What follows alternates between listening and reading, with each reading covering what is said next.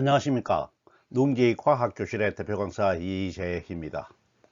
농지과학교실은 대학에서 전공 공부를 하기 전에 갖추어야 하는 자연현상에 대한 기본적인 지식을 논리적이고도 체계적으로 전달합니다. 그러므로 자연에 대한 탐구심이 있는 분은 성별과 나이를 가리지 않고 누구든지 동영상을 볼 수 있고 자연과학에 대한 교양과 소양을 기를 수 있을 것으로 기대합니다.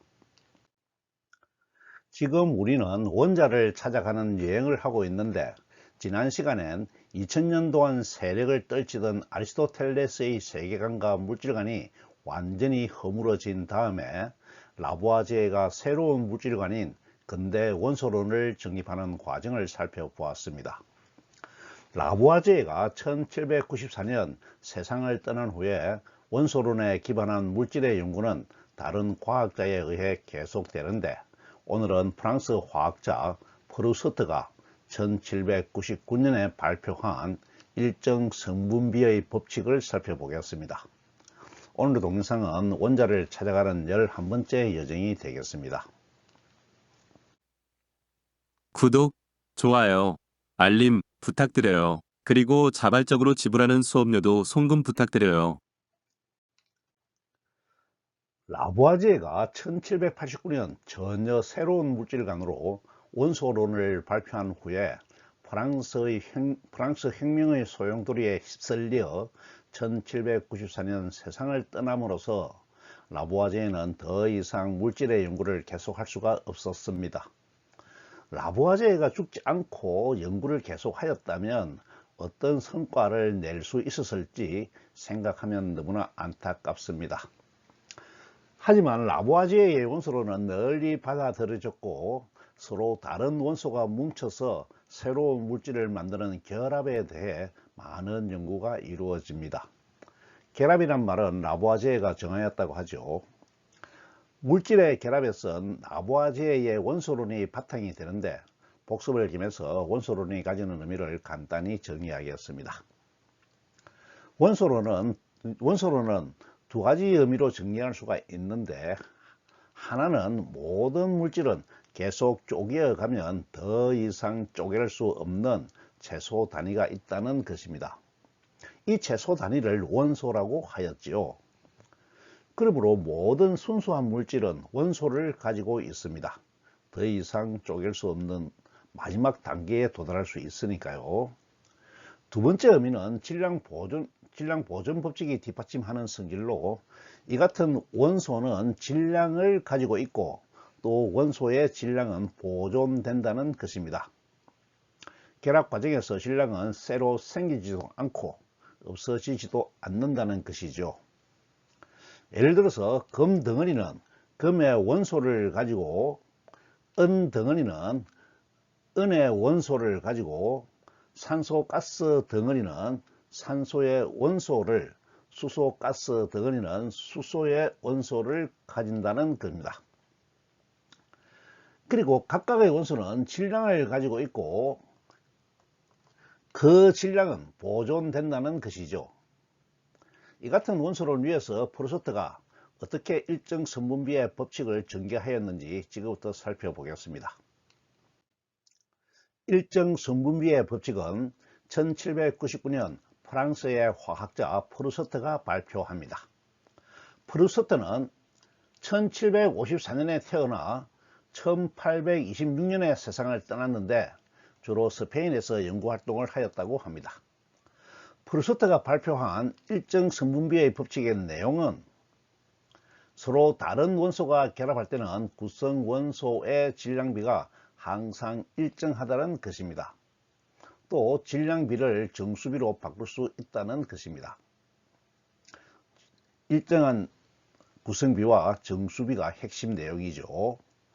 예를 들어서 서로 다른 원소인 수소와 산소가 결합하여서 물을 만들 때 결합하는 원소인 수소와 산소의 질량비가 항상 일정하다는 것입니다. 실험을 해보면 수소와 산소의 질량비가 1대 8이 되고 질량이 보존되므로 물의 양은 9에 해당하는 빗값을 가집니다. 수소와 산소의 물의 빗값이 항상 1대 8대 9로 일정하다는 것이죠. 성분의 B값이 일정하므로 일정 성분비의 법칙이라고 하는 것입니다. 예를 하나 더 들어서 수소 1g에 산소 10g을 섞어서 물을 만들면 수소와 산소의 결합비가 1대8이 되어야 하므로 물 9g이 생기고 산소가 2g 남는다는 것이죠. 1대8이니까 산소 8g만 결합에 참여하고 2g은 결합에 참여하지 못하고 남게 되고, 결합해서 만들어진 물의 무게는 보존되므로 9g이 된다는 것입니다. 이해가 되었죠? 반대로 물 18g을 분해하면, 물분해 실험은 라보아제가 이미 하였죠. 수소가 2g, 산소가 16g이 나와서 수소와 산소의 질량비가 똑같이 1대8로 일정한 값을 가지게 된다는 것입니다. 이것이 일정 성분비의 법칙의 내용입니다. 질량이 무엇인지 어떻게 측정하는지는 건장 강의를 참고하시기 바랍니다. 일정 성분비의 법칙 내용이 잘 이해가 되었나요? 무작정 외워서는 절대로 안되고 대충 이해하여서도 안됩니다. 확실하게 그 의미를 새기고 원소의 결합 과정에서 어떻게 적용되는지 잘 이해하여야 합니다. 프루스트는 이 법칙을 자신의 연구 결과에서 발견하는데, 천년에서 구한 탄산구리의 질량비가 자신이 실험실에서 만든 탄산구리의 질량비와 똑같다는 것을 발견합니다. 실제로는 아주 많은 실험을 반복하면서 확인하였겠죠. 프루스트는 나아가 황화철과 포도당 실험에서도 자신이 정제한 것과 천년산과 질량 조성비가 똑같은 것을 증명하였다고 합니다. 프루스트는 신이 만든 천년의 것과 자신이 만든 것의 조성이 일치하는 것은 제법이 항상 같아야 한다고 결론을 내리고, 두 원소가 결합하여 새로운 물질을 만들 때 그 구성비는 항상 일정하다는 법칙을 발표하게 됩니다. 이것이 일정 성분비의 법칙이죠. 일정 성분비의 법칙으로 인해 새로 만들어지는 물질은 화합물과 혼합물 두 가지로 구분하게 됩니다. 사실 생활에선 두 가지 물질을 섞을 때 대부분의 경우 그 섞는 비율은 마음대로 할 수가 있습니다. 예를 들어서 밀가루에 물을 섞어서 반죽을 할 때 일정한 밀가루 양에 더하는 물의 양이 어떠하든 잘 섞입니다. 그러므로 두 가지 물질을 섞을 때 양을 어떻게 하든 섞을 수 있다고 생각하는 것이 일반적인데, 프루스트는 수소와 산소가 결합하여 물을 만들 때에는 항상 1대8의 비율로만 섞일 수 있다고 한 것입니다.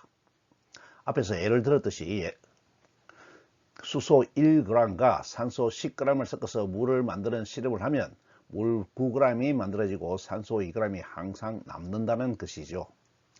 이것은 실험으로 확인이 되는 내용입니다. 밀가루에 물을 섞는 것과 달리 아무리 노력해도 산소 2g이 남는다는 것입니다.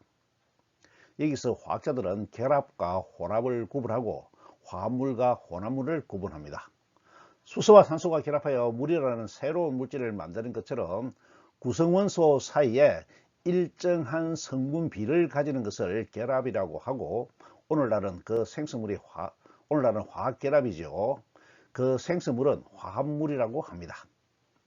이와 다르게 밀가루와 물을 섞어서 반죽이라는 새로운 물질을 만드는 것처럼 성분비가 일정하지 않는 것, 여러가지 비율로 만들 수 있는 것은 물리적 혼합이라고 하고, 그 생성물은 혼합물이라고 합니다.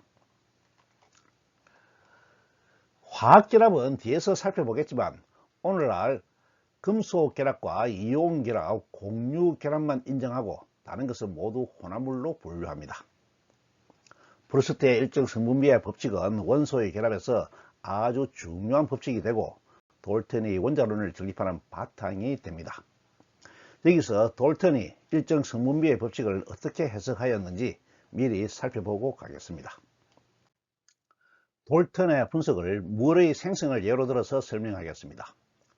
앞에서 설명하였듯이 라보아제의 원소론에 따라 부피를 가진 산소 기체를 계속 나누어 가면 마지막엔 산소 원소를 얻을 수 있습니다. 또 같은 방법으로 부피를 가진 수소 기체를 계속해서 나누어 가도 마지막엔 수소 원소를 얻을 수 있습니다. 그림에서 원소의 형태를 구로 표현하였는데, 구가 자연현상에서 익숙한 형태이므로 자연스럽다고 하겠습니다. 이처럼 좀 더 나은 이해를 위해 원소처럼 눈에 보이지 않는 것에 형태를 부여하는 것을 모형이라고 합니다. 모형에 대해서는 뒤에서 자세히 살펴볼 것입니다. 돌턴은 수소와 산소가 결합하여 물을 만드는 가장 작은 형태는 산소 원소 하나와 수소 원소 하나가 결합하는 것이라고 생각합니다. C는 두 개, 세 개 이렇게 붙여서 새로운 물질을 만들지 않고 가장 단순한 형태로, 가장 쉬운 형태로 새로운 물질을 만들었을 것이라고 생각하는 것이 돌턴의 생각이었습니다. 그래서 한 개와 한 개가 결합하여 새로운 것을 만든다고 결론을 내죠. 이렇게 결합한 것이 가장 작은 크기의 물이 됩니다. 그리고 이때 수소와 산소 사이의 질량비가 1대 8이 되는 것은 원소의 질량비가 1대 8이라고 해석합니다. 산소 원소가 수소 원소보다 8배 무겁다는 것이죠. 그러므로 더 큰 부피의 물이 있더라도 가장 작은 물이 그만큼 모여 있는 것이므로 수소와 산소의 질량비는 똑같은 1대 8을 유지한다고 해석합니다. 물의 화학식을 H2O로 적는 오늘날의 관점에서 보면 돌턴의 해석은 틀린 것이지만 이 같은 해석에서 원자가 보이나요? 이번엔 돌턴이 1803년에 발표한 배수 비례의 법칙을 살펴보겠습니다. 물처럼 두 가지 원소가 결합하여 한 가지 물질을 만드는 경우는 일정 성분 비율의 법칙이 성립하지만 두 가지 원소가 결합하여 두 종류 이상의 물질을 만드는 경우는 각각 물질의 구성이 어떻게 되는가 하는 문제가 생깁니다. 배수 비례의 법칙은 두 가지 원소가 결합하여 한 가지가 아니라 두 가지 이상의 물질을 만드는 경우에만 적용합니다. 배수 비례의 법칙을 문자로 표현하면 두 가지 원소가 결합하여 두 가지 이상의 물질, 즉 화물을 만들 때 조건이죠. 각각의 생성물에서 한 원소의 일정 양과 결합하는 다른 원소의 질량비는 항상 간단한 정수비가 성립한다는 법칙입니다. 두 원소 중에서 한 원소의 질량비가 서로 정수비를 보인다는 것이죠. 말이 좀 어려운데 이 법칙은 실험을 하지 않더라도 원소에 기반하여 논리적으로도 설명이 됩니다. 예를 들어서 설명하겠습니다. 돌턴은 탄소와 산소의 결합으로 설명을 하는데 탄소와 산소가 결합하는 경우에도 탄소 원소와 산소 원소가 결합하는 것이므로 가장 간단한 형태는 탄소 하나와 산소 하나가 결합하는 형태가 된다고 생각합니다. 오늘날 일산화탄소 CO가 되겠죠. 그러므로 탄소 원소 하나와 산소 원소 하나가 결합하는 물질의 탄소와 산소의 질량비는 탄소 원소와 산소 원소의 질량비가 됩니다. 이것은 물의 경우와 똑같습니다. 또 탄소 원소 하나에 두 개 이상의 산소가 결합하는 경우에도 산소의 질량은 산소 원소 질량의 배수가 됩니다. 이해가 되죠? 산소가 두 개 결합하는 경우 오늘날 일산탄소 CO2가 되겠죠. 세 개 결합하는 경우를 살펴보겠습니다. 각각의 경우에 탄소 원소 하나의 질량에 대응하는 산소의 질량은 산소가 하나인 경우는 산소 원소의 질량 그 자체가 되고 산소 두 개가 결합하는 경우는 산소 원소의 질량에 결합한 산소의 개수 2를 곱한 것이 되고 산소가 3개 결합한 경우는 산소 원소의 질량에 결합한 산소의 수 3을 곱한 것이 산소의 질량이 되겠습니다. 이해가 되죠? 여기까지 잘 따라오고 있습니다. 그러므로 각각의 생성물에서 탄소 원소 하나의 질량비에 대응하는 산소의 질량만 그 빗값을 구해보면 탄소는 관계없습니다. 탄소는 기준량이고 탄소에 대응하는 산소의 질량비를 구하는 것이죠. 결합하는 산소의 개수비인 1대 2대 3이 됩니다. 질량비는 개수비이므로 당연히 정수비가 됩니다. 이렇게 하여 배수 비례의 법칙은 원소에 근거하여 논리적으로도 증명이 됩니다. 만약 결합하는 탄소의 수가 하나가 아니고 두 개라고 하더라도 탄소 원소 질량의 두 배 질량에 대응하는 산소의 질량비이므로 결합하는 산소의